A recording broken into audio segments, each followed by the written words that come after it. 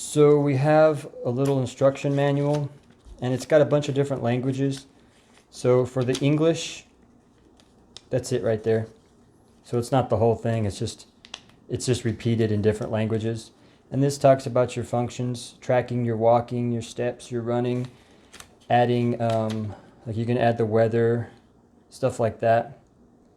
And everything is this is a step-by-step, kind of an easy guide that you just download the app on Google Play and then how to hook it up to your Bluetooth. That seems pretty easy and self-explanatory. If you're familiar with that, you should have no problem. And here's the charger. So I'm going to charge this up. Then I'm going to start messing with that. I tried this on, real comfortable. The band is comfortable and soft. So I can't wait to get going with this.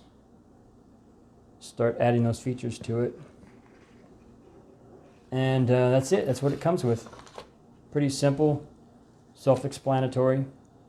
Just take your time and make sure you charge it up all the way full first. And you have yourself a wonderful day.